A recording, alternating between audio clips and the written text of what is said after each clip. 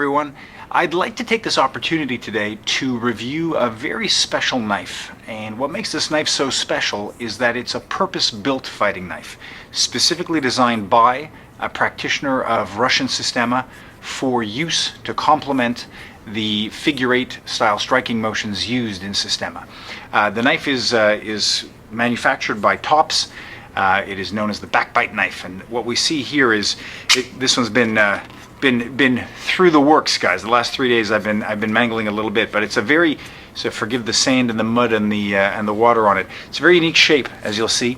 It's got a huge thickness to that blade, quite a few millimeters thick, and virtually a chisel edge to the blade. I don't know if you can see this. I'm gonna get it over there. Long sort of facet on the blade with just a very slight back bevel on the back.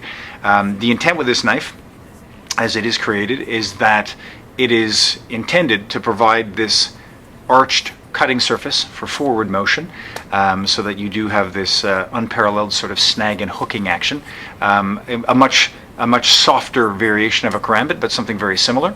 And then on the back end we have this very large bladed surface with a slight back bevel, which is intended to facilitate backbite. And backbite is that action of hooking and cutting on the return, and also this long end, sort of almost like an extreme tanto tip, is intended to offer unparalleled puncturing capacity. So I received this knife a few days ago. For the last 4 days I've been using it for everyday carry, keeping it on my person in a variety of different capacities. I will tell you the goods and the bads, what I like and what I don't like about it. First off, from a quality perspective, the construction of the knife is fantastic. It's unparalleled. Great Kydex sheath. It's extremely tight in that sheath. It is not coming out by accident at any point. Moreover, the belt attachment retention system is extremely reliable. Never had an issue with it so far as retention goes. Some of the problems that I had with the retention system and the sheath itself is that it's got a very great slow friction adjustable clip, which you can just slowly twist into any configuration, and you can place the knife at anywhere on your belt. What I found was the thinness of the metal on this clip is quite thin. I don't know if you can see that. It's actually quite sharp. If you place this directly over your pants and not around a belt, and you have this inner surface on the inside, unlike thicker plastic variations that you might find on other retention systems, this one tends to cut into the body and mark you up quite a bit, especially if you have a lot of up and down, if you're in the car, if you're moving. When I was doing ground flow and mobility in the woods as well with this, it was a little bit cutty. If it's on the belt, extruded obvious carry, no issues with it. If you turned it around and placed it inside the pants with only the clip outside, again, there were no issues with it. But if you were intending to just clip that over your pants itself, not necessarily rely on your belt, may not be your favorite clip. Second thing is that the blade is intended to be used with heavy reliance on backbite, and as such you can backbite with an orthodox grip. You could arguably cut and snag back, particularly going behind the neck or something like that, but generally backbite is most reliable in an ice pick grip. And in an ice pick grip, the design of this blade allows you to sort of hook on the way down with that Slavic jab and either spike with the back or pull back and cut. The only problem I had is that the actual sheath for the blade, if you are going to pull it out ice pick, has a clip in such a manner that it would favor left-sided carry to pull out directly. If you do right-sided carry, when the blade pulls out, it's kind of in the wrong configuration and needs to be turned for orthodox, or else when it's in right-sided carry, you kind of have to do this, sort of twisted grip removal. So again, if you're wearing it inside the pants, not so big a problem. If it's inside the leg, you're going to have it on the right side. So the clip doesn't appear to be changeable, and that was one of the first things to be aware of for quick access. I found it was most comfortable when I contoured this and basically placed it on my belt and had it follow my belt, and then that allowed me to draw it from either hand. That was the best compromise. The handle itself is a beautiful micarta handle. I love micarta in knife handles. If you're not familiar with it, it's a composite involving a variety of things, linen and plastics, and it's extremely comfortable, super durable. Every knife I have with micarta just seems to grow more comfortable with age It's durable. This one's been in the mud and the rain and the sand already.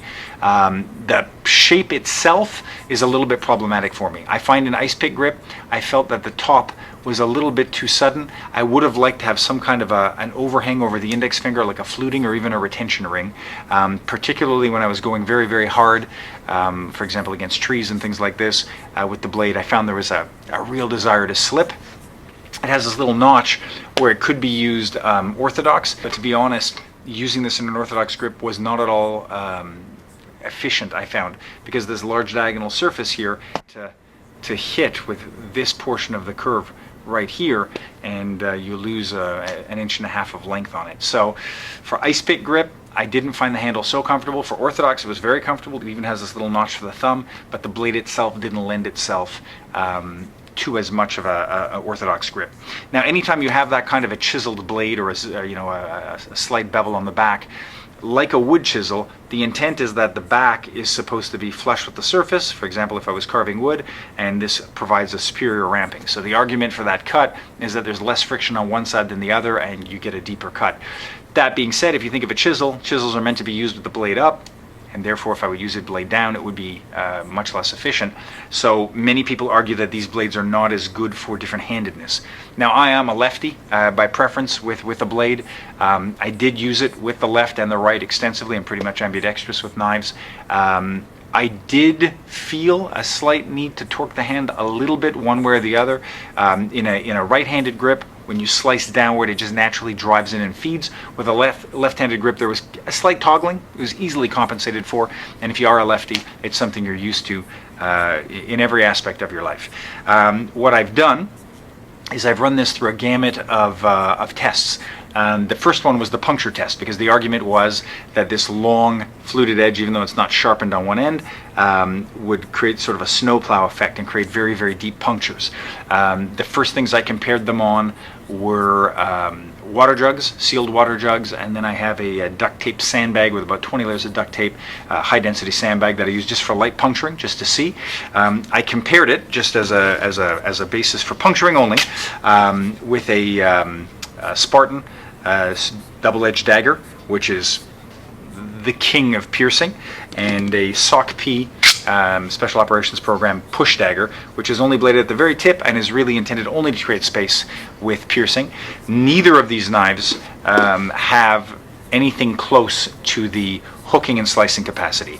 The SOC P is almost useless for backbite. It really is only intended for that. And the straight double-edged dagger has decent backbite capacity. It is quite versatile. But as we saw, it didn't have the same kind of ramping cut. When it came to stabbing, what we did see is that the SOC P dagger was more than ample to pierce through any type of sealed water jug, sandbags, even into trees, and went in quite well. No damage to the blade. The blade is very reliable. The Spartan dagger was unmatched for stabbing. It literally pulled itself in. This would go all the way down to the handle, in every case going right through the back of the target, making a very, very deep, precise surgical stabbing. And by comparison, the backbite made a very large wound, a much more gaping wound because of the width. It had no problem penetrating up to the handle. It was a little bit rougher going in, a little bit sort of more resistant, but it felt a little bit more brutal as well with it. Once you were in, the SOC P dagger had no capacity to cut left and right. The Spartan had good capacity to sort of saw, because it was so sharp I could saw back or forward. The backbite didn't work as well as the Spartan with sawing, but it was equally efficient in both directions. The shortness of the blade, we're looking at about a 3-inch blade, was really easy to control, and that curvature when I pulled out allowed me to do kind of like a hooking, rending avulsion. So on the claims that it is a superior stabbing knife, I don't think it can match the piercing of a straight old dagger, and it certainly wasn't. It was a much more brutal stabbing tool than the SOC P Special Operations Command push knife, but the intent is quite different. More than satisfactory. It is a very capable stabbing tool. From a hammer fist delivery, it is incredible. Then we get down to the meat and the potatoes of it, slicing and backbiting. For backbiting, there is no argument in my estimation. It was easy to control, a nice short lever, very good to hook. There was never a risk of that getting close to my skin. It was always very comfortable, very easy. It's a very sharp blade out of the box. On trees, this thing was incredible.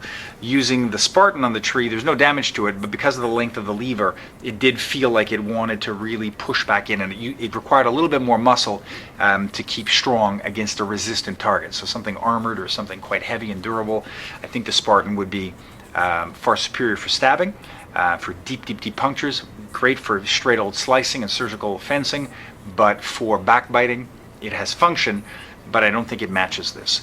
Now, finally, with this curvature is half sharpened, dull here, sharp at the end, presumably to reduce friction and to invite that blade to just curve down to the arch. If we compare it to something like a karambit, there is no comparison. A karambit has no backbite in most cases, is a little bit less familiar for most people unless they have training. For stabbing, still a brutal stabbing weapon. But when it comes to avulsions and ripping, nothing matches a karambit. So the curvature of this does offer some avulsion sort of capacity, ripping and tearing. It's a little bit more fine than that, a little bit more precise than you might find in even a 2-inch karambit blade, but nonetheless extremely devastating. I understand why this portion isn't sharpened. Originally I wanted to see this sharpened. I thought it would give better penetration on the stab, and it would give you another facet with which to cut. But truth be told, you don't miss it once you get used to it, and although it feels like it wants to align in it, with a very probable impact surface, really didn't miss it. Overall, I think the knife is fantastic. I do think people that are very comfortable with Slavic boxing, figure 8 style motions, whether or not they come from a Russian martial art background, if you do, for example, my experience in Cali and Silat would lend itself to this perfectly well. Even if you are only very simplistically hammer fist boxing and using that for like backbite hooks for grappling, like a Muay Thai clinch, modified clinch, underhooks and pikes. Blade is very, very comfortable. I have to be honest with you, when I first took it out of the box, I thought it looked great, it looked amazing, beautiful quality. I was surprised, I didn't realize it was Micarta. I thought it was going to be some kind of aged wood effect going on. There's a great weight to it, but it didn't feel 100% comfortable. Played with it for 4 days, carried it with me everywhere I went. It's grown on me a lot. Super good durability, not an ounce of damage to that blade. And I debarked trees, stabbed every manner of surface you can, cut. Our cutting mannequins that we use here are wooden dowlings. We cut wooden dowlings raw, and then we also have them wrapped in sort of like yoga mats, then shrouded in towels with 20-30 layers of duct tape. It gets a bit gummy, washes off super clean, a little bit of gooby gone, and it was great. And the blade's just as good as when it came out of the box, and feels more and more comfortable. So an interesting little tool. If you are a Russian Systema practitioner, if you're a knife enthusiast, if you do Cali or Silat, I think you would really enjoy this blade. It surprised me on many levels, so Top's a nice job on the blade, and had a lot of fun, and it's a nice addition to the collection. Thanks.